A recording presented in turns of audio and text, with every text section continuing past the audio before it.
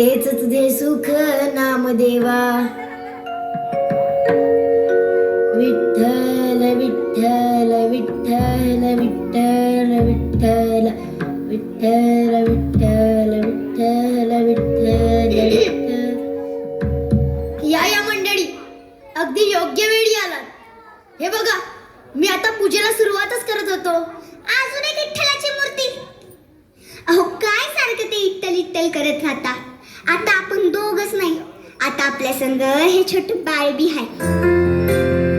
तेव्हा थोडं लक्ष कुटुंबाकडे बी द्या. म्हणजे हा जगनियता विठोबा आपल्या कुटुंबाचा भाग नाही असं म्हणायचं आहे का तुम्हाला?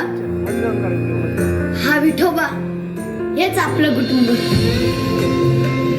अहो पर या कुटुंबात बाकीची बी मंडळी आहेत की नाही? या काळ्या विठ्ठलाशिवाय बाकीच्याच बी येळ द्या म्हणते मी. सारखं आपलं ते चक्र फिरवायचं, नाही ते त्या विठ्ठलाची पूजा करत बसायची. दुसरा उद्योगच नाही. हे पा, तुमचा विठुरा रुगाचाच राग आहे. तो या जगाचे चक्र चालवतो म्हणून आपल्यासारख्या मातीच्या गोड्यांना आकार मिळतो. वा वा वा. सगळी त्याची कृपा आहे. माझ्या आयुष्यात तुमच्यासारखी पत्नी येणे, आपल्या दोघांच्या संसाराला याची मुकल्या गोंडस बाळाच्या रूपानं सुख येणे, ही सगळी त्याचीच कृपा. मग त्याला विसरून कसं चालेल? ऐकता ना, त्याला इसरा असं कुठं म्हणते मी.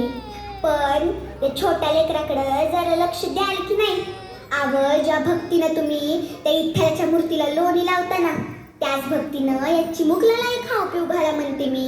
नाही तर त्याच्याला वाटेला येते माती. तुम्ही विनाकारण वाद घालत आहात. हे बघा, मी धुणं भांडी करून इरीवर जाऊन पाणी भरून येते. तवसरी चक्रे लक्ष ठेवा.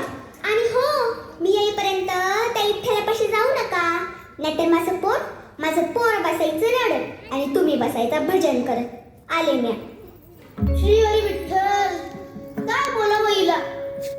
खर तर मी पूजा करावी म्हणून सगळी तयारी ही करून देत असते आणि आता विठ्ठलाला रागही भरते. तो मला विठ्ठला, तुझे भक्त सुद्धा तुझ्या कारभारा इतके चणाखलने आहेत बरं का? वा वा वा. चला आता तुम्ही इथे बसा बरं. मागे त्रास द्यायचा नाही. आपण दोघं मिळून विठ्ठलाची पूजा करूया. मी तुमच्यासाठी काही मातीची खेळणी बनवून ठेवतो, पण त्याआधी माती भिजवायला हवी. विठ्ठल विठ्ठल विठ्ठल विठ्ठल विठ्ठल विठ्ठल विठ्ठल विठ्ठल विठ्ठल.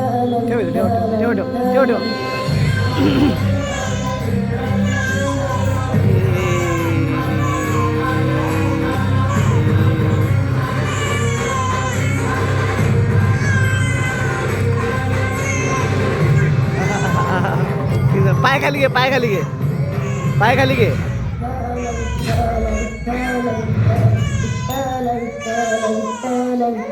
भाऊलीवरती पाय द्यायचं.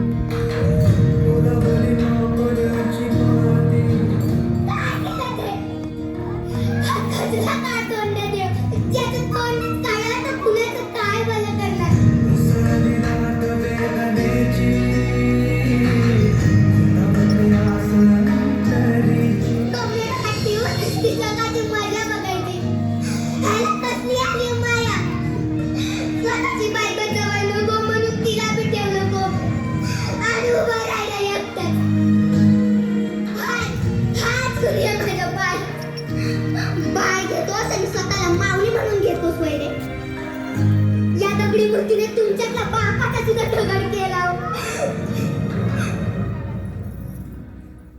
माझ्यावर विश्वास ठेव.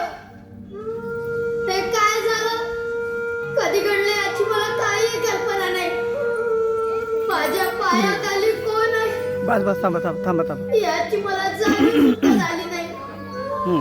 स्वतःच्या लेकराचा जीव घेईल का? नाही, तुम्ही जीव घेतलाच नाही. योच आहे पापाचा धनी. विठ्ठला, ते का अमृत जळलं? भगवंता, कोणत्या पापाची फळं भोगतोय आम्ही? असा कोपलास आमच्यावर. कोप करतोय ते आमच्यावर. आता एका माऊलीचं कोप काय असतो हेच तुला दाखवतो. आता याला इथे ठेवायचं नाही. आता याचे तुकडेच केले पाहिजे. खबरदार मला स्पर्श कराल तर. विठ्ठला, विठ्ठला, विठ्ठला, विठ्ठला. अजून मी त्या क्रूर विठ्ठलाचंच नाव घेत आहे. जगात कोणी याचं नाव घेणार नाही असा शाप आहे का आईचा या जगाच्या बापाला. असा अनर्थ करू नकोस. उठ पोरा, तुझी भक्ती, श्रद्धा, तुझा आढळ विश्वास पाहून आम्ही प्रसन्न झालो.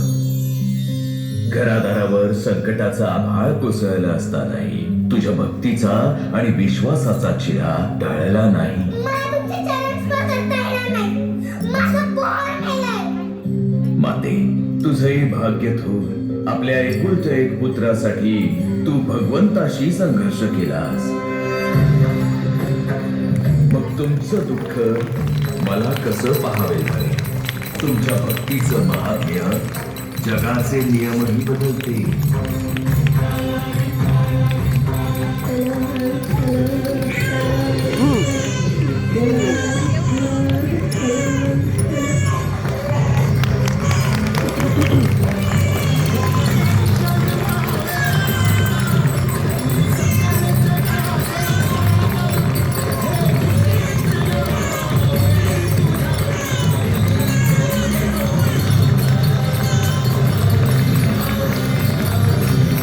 आता नाही आता नाही आता नाही आता नाही. बघ आता वरती.